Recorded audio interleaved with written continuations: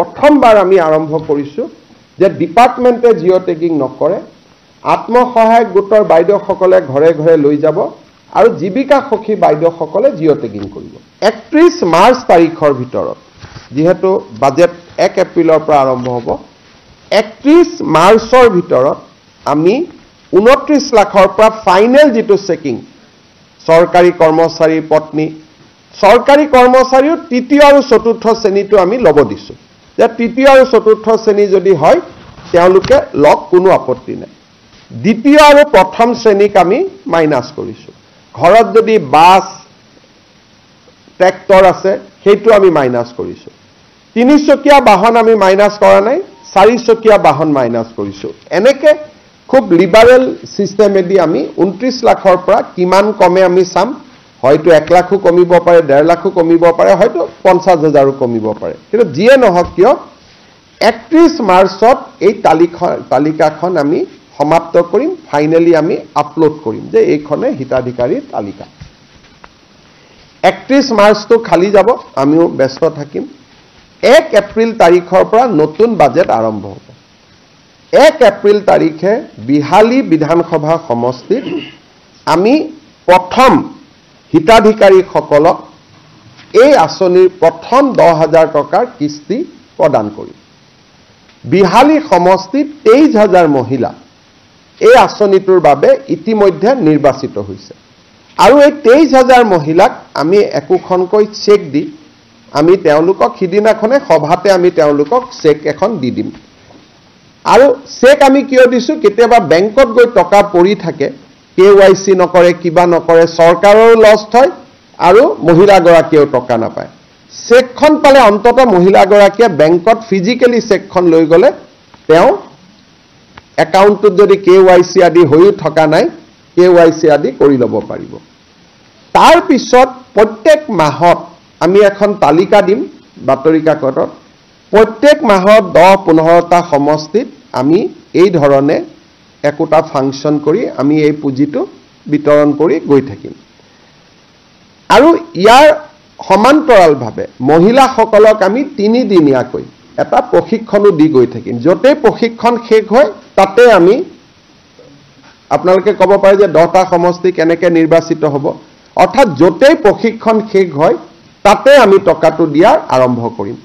আমাৰ বাজেটৰ এইটো প্ৰথম এনাউন্সমেণ্ট আমি পূৰণ কৰিবৰ কাৰণে গৈ আছোঁ। এইবাৰ সাধাৰণতে বাজেট পূৰণ কৰোঁতে সময় লাগে, এইবাৰ আমি 1 এপ্ৰিলৰ পৰাই আমি টাৰ্গেট লৈছোঁ যাতে 1 এপ্ৰিলৰ পৰাই আমি কামখিনি কৰিব পাৰোঁ। আৰু এইটো এটা অসমৰ ইতিহাসত অৰুণোদয়ৰ পিছত ওমেন এম্পাৱাৰমেণ্টৰ এইটোৱে আটাইতকৈ ডাঙৰ স্কিম, কাৰণ এই স্কিমটোত নগৰৰ, এতিয়া মই গাঁৱৰ সংখ্যাটো ক'লোঁ, কিন্তু নগৰৰ মহিলাসকলো ইয়াত আছে। 3,200 কোটি টকা ৰাজ্য চৰকাৰে এইবাৰ এই আঁচনিটোত খৰচ কৰিব, মুখ্যমন্ত্ৰীৰ মহিলা উদ্যমিতা। নতুন প্ৰশ্ন সদায় থাকে যে বহুত দুখীয়া মানুহে কয় যে আমি ঘৰ পাবলৈ এতিয়াও বাকী আছোঁ। অসমত 62 লাখ পৰিয়াল আছে। 62 লাখ পৰিয়ালৰ 30 লাখ পৰিয়ালে প্ৰধানমন্ত্ৰী আৱাস যোজনাৰ ঘৰ পোৱাৰ পিছত আমি ভাবোঁ যে এতিয়াও 4-5 লাখ দৰিদ্ৰ লোকে ঘৰ পোৱাৰ প্ৰয়োজনীয়তা আছে। এই ঘৰ পাবৰ কাৰণে আমি প্ৰথম প্ৰক্ৰিয়াটো হ'ল যে মানুহজনৰ ঘৰটো যে কেঁচা ঘৰ তাক প্ৰমাণ কৰিবৰ কাৰণে এটা জিঅ' টেগিং কৰিব লাগে। আৰু জিঅ' টেগিং কৰাৰ পিছত যেতিয়া ই ভাৰত চৰকাৰৰ ওচৰলৈকে যায়, ভাৰত চৰকাৰে বিভিন্ন টেকনলজিৰ আধাৰত তাক নিশ্চিত কৰে যে এই মানুহজনৰ ঘৰটো কেঁচা ঘৰ হয় নে নহয়, আৰু কেঁচা ঘৰ হ'লে তেখেতক এখন তালিকাত অন্তৰ্ভুক্ত কৰে আৰু পৰ্যায়ক্ৰমে এই ঘৰ তেওঁলোকক আগবঢ়াই গৈ থাকে। অহা বছৰ এপ্ৰিল-মে মাহত আমি 3,80,000 ঘৰ পোৱাৰ লগে লগে আমি 2018-19 চনত যিখন তালিকা বনাইছিলোঁ সেইখন এডজাষ্টেড হৈ যাব, তাত আৰু এজনো ৱেট লিষ্টত মানুহ নাথাকিব।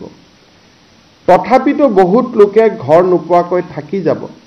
সেইবাবে আমি ভাৰত চৰকাৰৰ পৰা এটা অনুমতি ল'লোঁ যে আমাক আকৌ এবাৰ জিঅ' টেগিং কৰাৰ কাৰণে অনুমতি দিয়ক। কিবা কাৰণত যদি কোনোবা বাদ পৰি গৈছে তেতিয়াহ'লে আমি তেওঁলোকক শেষবাৰৰ কাৰণে এটা জিঅ' টেগিং কৰিব পাৰিম। কিন্তু জিঅ' টেগিং কৰিলে সাধাৰণতে গাঁৱৰ মানুহে আমাক আপত্তি কৰে যে পঞ্চায়ত আৰু গ্ৰামোন্নয়ন বিভাগৰ কৰ্মচাৰীসকলে 25-30 হাজাৰ টকা দাবী কৰে আৰু তেওঁলোকক যদি টকা দিয়া নহয় তেওঁলোকে দৰিদ্ৰ দুখীয়া মানুহৰ ঘৰ জিঅ' টেগিং নকৰে। অভিযোগ কিমান সঁচা কিমান মিছা তাক আমি অনুসন্ধান কৰিব খোজা নাই, কাৰণ বহু অভিযোগ সঁচা হ'লেও তাৰ প্ৰমাণ নাথাকে, প্ৰমাণ নাথাকিলে চৰকাৰে ব্যৱস্থা ল'ব নোৱাৰে। সেইকাৰণে আমাৰ সদায় লক্ষ্য আছে যে ইম্প্ৰুভমেণ্ট অফ দ্য ছিষ্টেম, ব্যৱস্থাৰ পৰিৱৰ্তন হ'ব লাগে, যাতে ব্যৱস্থাৰ পৰিৱৰ্তনত দুৰ্নীতি বা দৰিদ্ৰ মানুহক প্ৰবঞ্চনা কৰাৰ যিখিনি ক্ষমতা সি যাতে একেবাৰে সীমিত হৈ পৰে, যে কৰিব খুজিলেও কৰিব নোৱাৰে। সেইবাবে এইবাৰ আমি জিঅ' টেগিঙৰ এটা নতুন ব্যৱস্থা আৰম্ভ কৰিছোঁ। এইবাৰ প্ৰথম জিঅ' টেগিংটো আমাৰ গাঁৱৰ মহিলা আত্মসহায়ক গোটসকলক যোনে পৰিচালনা কৰে জীৱিকা সখী বাইদেউসকলৰ দ্বাৰা আমি প্ৰথম জিঅ' টেগিংটো কৰাম। লোকসভা নিৰ্বাচনৰ সময়তো মই ৰাইজক প্ৰতিশ্ৰুতি দিছিলোঁ যে আমি আত্মসহায়ক গোটৰ সুবিধা লৈ এইবাৰ আমি জিঅ' টেগিং কৰাম। সেইকাৰণে আমি এইবাৰ নিয়ম কৰিছোঁ যে গাঁৱৰ জিঅ' টেগিং প্ৰথম ডিপাৰ্টমেণ্টৰ কৰ্মচাৰীয়ে নকৰে, আমাৰ জীৱিকা সখী বাইদেউসকলে আত্মসহায়ক গোটসকলৰ পৰা উপযুক্ত সহায় লৈ তেওঁলোকে প্ৰথম জিঅ' টেগিংটো কৰিব। এইটো ভাৰতৰ ভিতৰতে অসমত প্ৰথমবাৰ আমি আৰম্ভ কৰিছোঁ যে ডিপাৰ্টমেণ্টে জিঅ' টেগিং নকৰে, আত্মসহায়ক গোটৰ বাইদেউসকলে ঘৰে ঘৰে লৈ যাব আৰু জীৱিকা সখী বাইদেউসকলে জিঅ' টেগিং কৰিব। আৰু তাতো আমি নিয়ম কৰিছোঁ যে সেইখন গাঁৱৰ জীৱিকা সখী বাইদেৱে টেগিং নকৰে, ওচৰৰ গাঁওখনৰ পৰা আহিহে তেওঁ টেগিং কৰিব। দ্বিতীয়তে, ইমানখিনি কৰাৰ পিছতো বহুতে ক'ব পাৰিব যে নহয় মোৰ তথাপিতো জিঅ' টেগিং নহ'ল। এইবাৰ আমি আৰু এটা ব্যৱস্থা কৰিছোঁ সেলফ জিঅ' টেগিং, অৰ্থাৎ মোৰ ঘৰটো মই নিজে জিঅ' টেগ কৰি দিব পাৰোঁ। মোৰ ঘৰটো কেঁচা ঘৰ, ঘৰটোৰ মই ফটোখন লৈ মই নাম এড্ৰেছ লৈ জিঅ' টেগিং কৰি দিব পাৰোঁ।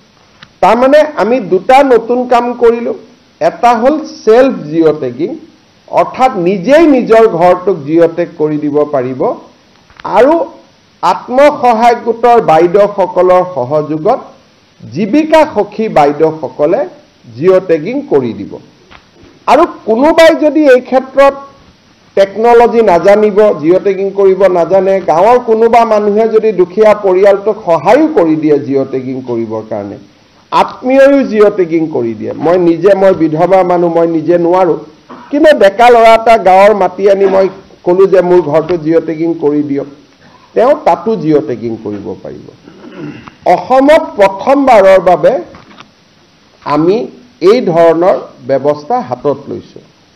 যেতিয়া সকলো জিঅ' টেগিং হৈ যাব, শেষত মাত্ৰ পঞ্চায়ত ডিপাৰ্টমেণ্টৰ মানুহখিনিয়ে গৈ এটা চেকিং কৰিব যে এওঁলোকে জিঅ' টেগিং ক'ৰবাত পকা ঘৰ এটাও জিঅ' টেগিং কৰি দিয়া নাইতো। অৰ্থাৎ ফাইনেল চেকিংটোহে পঞ্চায়ত ডিপাৰ্টমেণ্টৰ মানুহে কৰিব, জিঅ' টেগিংটো বাইদেউসকলে কৰিব, জীৱিকা সখীসকলে কৰিব বা নিজে কৰিব, কিন্তু ফাইনেল চেকিংটো আমাৰ পঞ্চায়ত গ্ৰামোন্নয়ন বিভাগৰ কৰ্মচাৰীয়ে কৰিব। কিন্তু তাৰ পিছতো যোনে জিঅ' টেগিং নকৰক কিয় আমি আৰু এখন গাঁও সভা কৰিম। গাঁও সভাই অনুমোদন জনাব, গাঁও সভাই অনুমোদন জনোৱাৰ পিছত ব্লক পৰ্যায়ত এখন কমিটি থাকিব, তেওঁলোকে অনুমোদন জনাব, আৰু জিলা পৰ্যায়ত অভিভাৱক মন্ত্ৰী সহিত এখন কমিটি থাকিব, তাতে অনুমোদন জনোৱাৰ পিছতহে ফাইনেলি আমি ভাৰত চৰকাৰক জনাই দিম যে ইমান আমাৰ জিঅ' টেগিং হ'ল। পৰৱৰ্তী সিদ্ধান্ত ভাৰত চৰকাৰে ল'ব। আৰু এই গোটেই ব্যৱস্থাটোৰ জৰিয়তে মই বিশ্বাস কৰোঁ যে এইবাৰ অসমৰ সকলো দুখীয়া মানুহে প্ৰধানমন্ত্ৰী আৱাস যোজনাৰ ঘৰৰ পৰিস্থিতি বা যেটো আবেদন ইয়াক বেসিক্যালি আবেদন বুলি কয় সকলোৱে আবেদন কৰিব পাৰিব